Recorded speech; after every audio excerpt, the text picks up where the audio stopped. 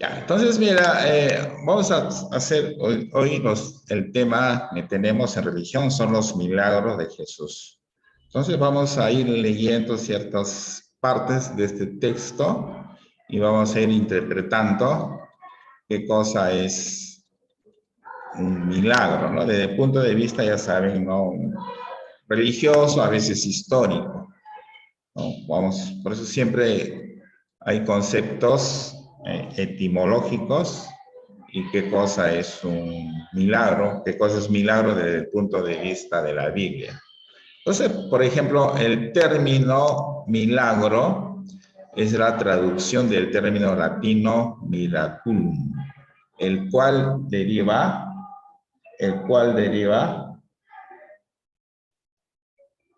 el cual deriva, el cual deriva del verbo mirari, que es admirarse, admirarse.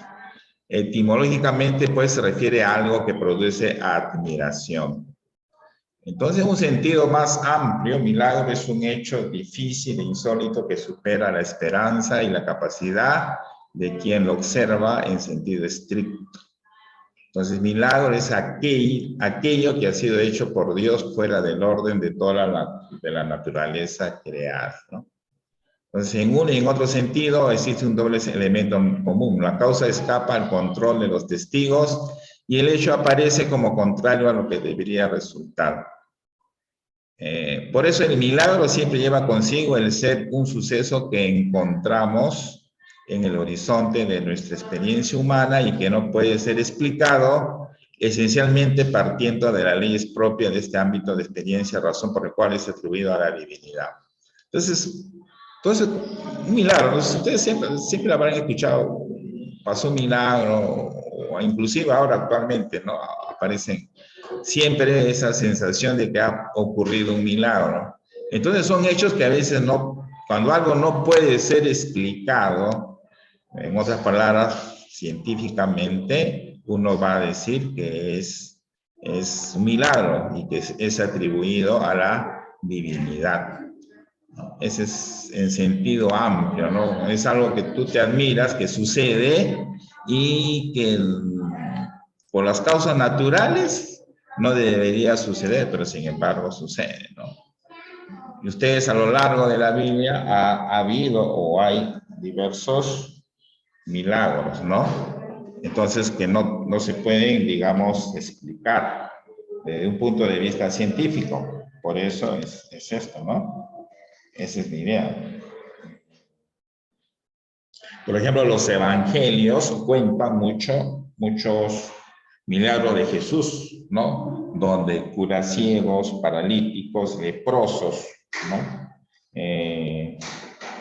Y los fueron sanados de repente porque solamente Jesús dijo que así fuera, ¿no? Entonces son causas que a veces no se pueden explicar. Entonces, en sí, los milagros que son hechos extraordinarios que ningún hombre puede hacer. Solo puede hacerlos el infinito poder de Dios. Por eso fue una de las causas que tanto los apóstoles y otras personas que fueron testigos de esos milagros reconocieron que Jesús era hijo de Dios. Entonces, esa es una de las causas por las cuales también la gente mucho creía en Dios, ¿no? Porque fue testigo de esos milagros. Ya, ahora, en la Biblia, el milagro no es simplemente una cosa imposible para las leyes de la naturaleza que sucede por el poder de Dios. Mucho menos es sinónimo de magia.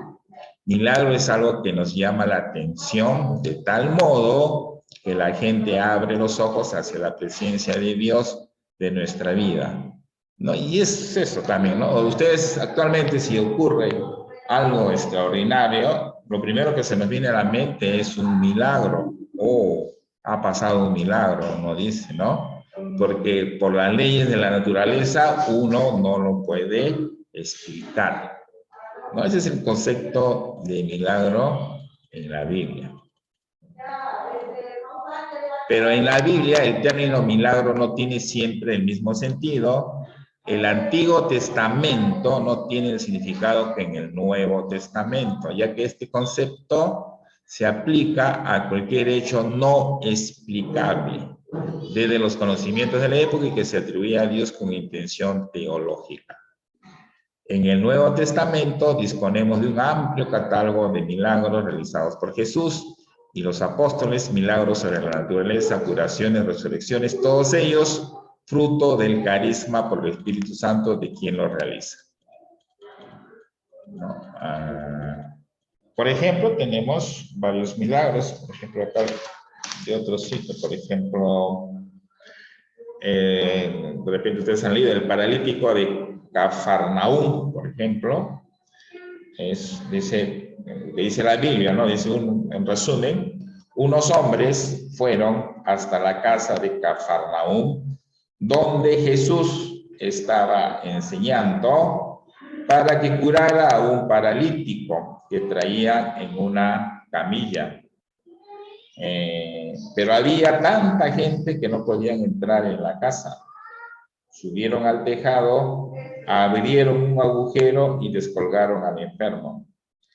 Viendo Jesús la fe de aquellos hombres, dijo al paralítico: levántate, toma tu camilla y vete a casa.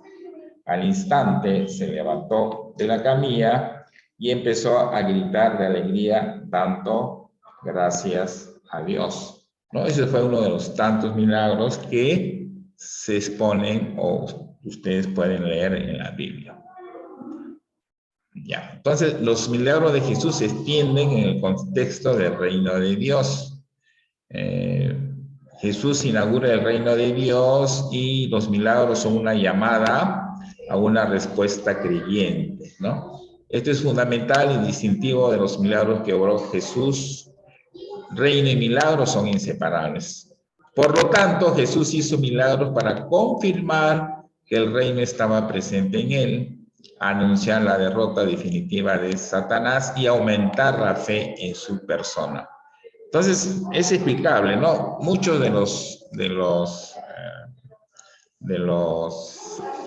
digamos, milagros que ocurren, hizo que mucha gente creyese en él, ¿no? Por eso es muy importante dentro de la Biblia los milagros. Entonces, eso hizo que aumente la fe en su persona. Entonces, ¿y por qué otra razón? ¿No? Dice, los milagros sobre la naturaleza son señales de que el poder divino que actúa en Jesús se extiende más allá del mundo humano y se manifiesta como poder de dominio sobre las fuerzas de la naturaleza. ¿Ya? Los milagros de curación y los exorcismos son señales de que Jesús ha manifestado su poder de salvar al hombre del mal que amenaza al alma. Esa es otra idea que se tiene, ¿no? Entonces, esa es una explicación de entonces ya tienen varios textos o una idea desde un punto de vista como qué cosa es los milagros, ¿no? Entonces ya pueden ustedes decir, ¿no? ¿Por qué es que mucha gente creía en Dios? Porque, por los milagros, ¿no? Justamente por eso también, ¿no? Cosas que el común de la gente no podía explicar y entonces le atribuía a ese poder a Cristo, a Jesús, que solamente Él lo podía realizar. Entonces hay varios milagros, se pueden clasificar. La forma tradicional, ¿no? Distingue los milagros sobre Jesús, transfiguración y resurrección, ¿no? Por ejemplo, esos milagros es sobre el mismo Jesús, ¿no? Por ejemplo, la resurrección es un milagro que ocurre en él, ¿no? Porque se supone que una persona cuando ya muere, ¿no? Todo, ya no, pero solamente Jesús sí resucitó. Entonces, estos últimos se dividen entre milagros sobre las personas y milagros sobre las naturalezas. O sea, la clasificación de milagros en forma tradicional se subdivide en milagros sobre las personas y milagros sobre la naturaleza. La actual dice clasifica los milagros basándose en la forma como se presentan. O sea, esta clasificación se refiere a actual, ¿no? Por ejemplo, exorcismos, curaciones, milagros de donación, milagros de salvamento, milagros de legitimación, epifanía, ¿no? Entonces, estamos hablando de actual en la actualidad, o sea, cómo la iglesia ve esos tipos de milagros. Entonces, los exorcismos, dice, manifiestan el aspecto interior del reino de Dios, que es liberación del pecado y de Satanás, ¿no? O sea, el exorcismo es eliminar, sacar del interior del reino de Dios el pecado y Satanás. O, ustedes saben, ustedes son a veces, en películas han visto, son de personas, ¿no? Sacar ese Satanás dentro que está en una persona. Las curaciones manifiestan el aspecto exterior del reino de Dios, que es liberación de la enfermedad. O sea, libera de enfermedades y de la muerte. Ejemplos tienen la de Lázaro, de la viuda de Naín, de la hija de Jairo. Los milagros de donación, en estos milagros Jesús interviene en beneficio de la gente, que experimenta la carencia de un elemento material. Por ejemplo, la multiplicación de los panes, la pesca milagrosa, ¿no? Son pasajes de la Biblia que de repente ustedes recuerdan, ¿no? En estos milagros, los milagros de salvamento, Jesús interviene para salvar a uno o más hombres en una situación todavía más dramática que la de los milagros de donación. Por ejemplo, una tempestad, ¿no? Los milagros de legitimación son curaciones que justifican el comportamiento de Jesús y tienen el carácter de controversia. Por ejemplo, la curación de la mujer encorvada.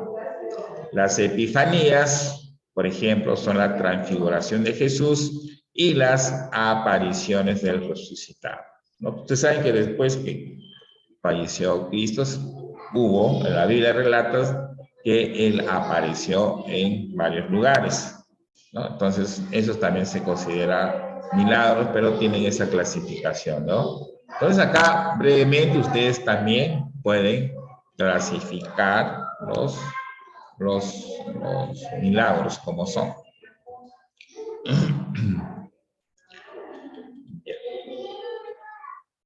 Ahora, ahora veamos el aspecto histórico, literario y teológico de los milagros de Jesús. Nos podemos preguntar, ¿no? ¿Hubo realmente milagros en la vida de Jesús? No, eso se ve en la historicidad de los milagros. En caso positivo, o sea, que sí hubo, ¿no? Son reconocibles a través de los relatos evangélicos llegados hasta nosotros, ¿no? Entonces, el aspecto literario de los milagros. ¿Qué significado poseen los milagros del Señor? Ese es el aspecto teológico de los milagros, ¿no?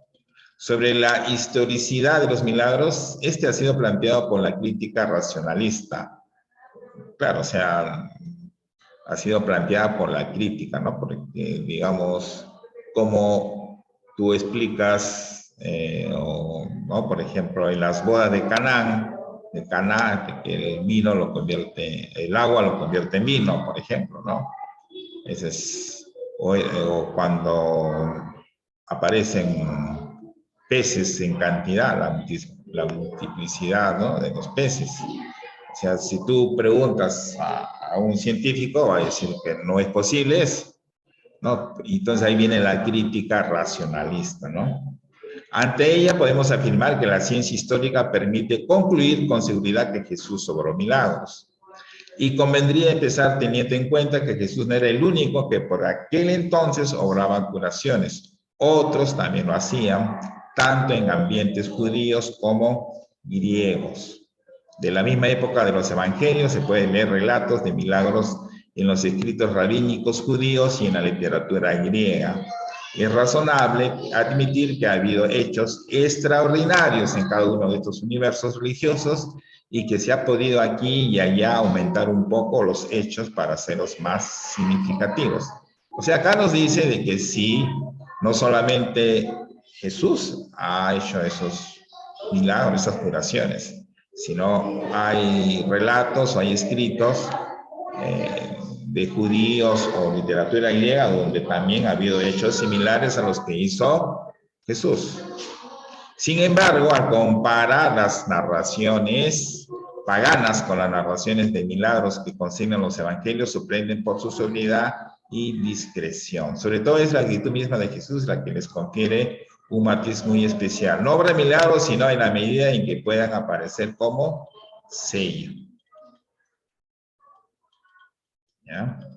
También hubo acusaciones de judíos y paganos contra Jesús, afirmando que era solo un mago. Es otra versión. En el siglo II, Orígenes de Alejandría refuta las imputaciones de magia que Celso hace del maestro de Nazaret y de las que aluden San Justino, Arnovio y Lactancio.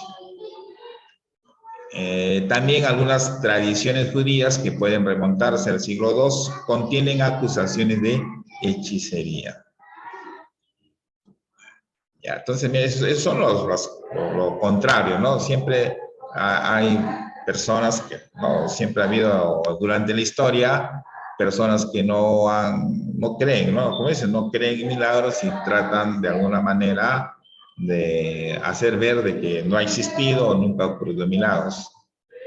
En todos estos casos no se afirma que él no hubiera existido ni que no hubiera realizado prodigios, sino que los motivos que le llevaban a hacerlos eran el interés y la fama personales. De estas afirmaciones se desprende la existencia histórica de Jesús y su fama de taumaturgo, tal como lo muestran los evangelios. Por eso hoy en día, entre los datos que se dan por demostrados sobre la vida de Jesús, está el hecho de que obró exorcismos y curaciones. Pero la diferencia con un médico era que no eran fruto de técnicas como un médico o de la actuación de demonios o ángeles, como un mago, sino era el resultado del poder sobrenatural del Espíritu de Dios. ¿Ya? Listo. Entonces, ese es, ¿cuál es su base histórica? Si se estudian seriamente los evangelios y su contexto histórico, es innegable que Jesús hizo milagros. Si no hubiera habido en el origen hechos extraordinarios que admirasen los contemporáneos de Jesús, no se habrían relatado estos episodios inauditos. Es preciso admitir al menos una base histórica a la tradición que se desarrolla después. ¿Ya? Entonces, acá también se pone como testigos a los evangelios, ¿no? A los evangelistas. ¿Cuántos milagros hizo? Es difícil dar precisiones. En una escena más antigua, el de Marcos, Jesús curó a muchos enfermos. En el pasaje del Evangelio de Mateo, que relata la misma escena, cura a todos. La curación de un ciego y de un poseso en Marcos se convierte en la de 2 ciegos y 2 posesos en Mateo. Los 4,000 personas alimentadas se convierten en 5,000 y los 7 cestos de restos en 12. Pero esto va en contra de la historicidad de los textos evangélicos. Luego tenemos el aspecto literario de los milagros de Jesús. Luego tenemos el aspecto teológico, ustedes lo pueden leer, ¿no? Todo eso ustedes pueden revisar. Creo que no lo he colgado todavía pero más tarde en la plataforma, pero ahora más tarde voy a colgarles.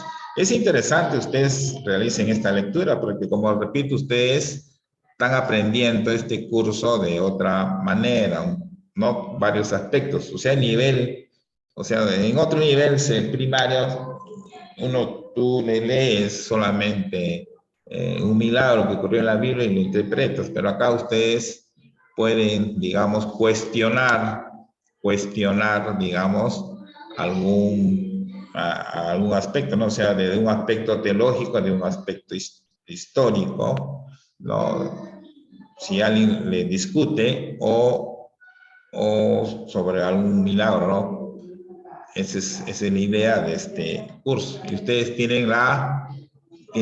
digamos, la teoría para que ustedes puedan refutar, ¿no? Y aprender un poco más sobre el aspecto de los milagros de Jesús. Al final ustedes van a tener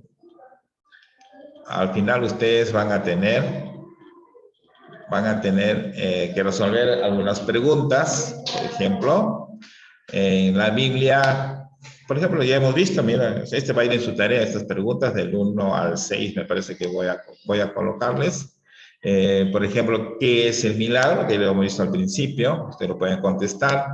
En la Biblia, ¿cuál es el concepto de milagros? ¿No? Entonces, la primera parte que hemos leído, ¿para qué hizo milagros Jesús? Eso usted lo tiene que interpretar. ¿Qué señales nos muestra Jesús con sus milagros? Menciona la clasificación actual de los milagros, ahí donde entra, por ejemplo, los exorcismos, ¿no? Ahí está la clasificación, cómo son los milagros. ¿Por qué convenía que Jesús hiciera milagros? También ustedes pueden dar la explicación respectiva. ¿Y cuál es el significado teológico de los milagros de Jesús? Pero solamente he escogido 5 o 6 preguntas de estas 7. Eso va a ir en su tarea de ustedes, ¿ya?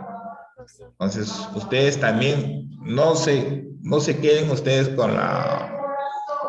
solamente con lo que yo les estoy diciendo, investiguen más.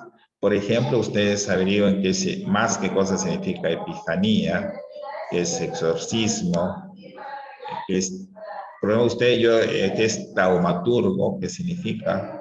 Ustedes cuando lean algo que no entiendan, tienen que buscar qué significa para que...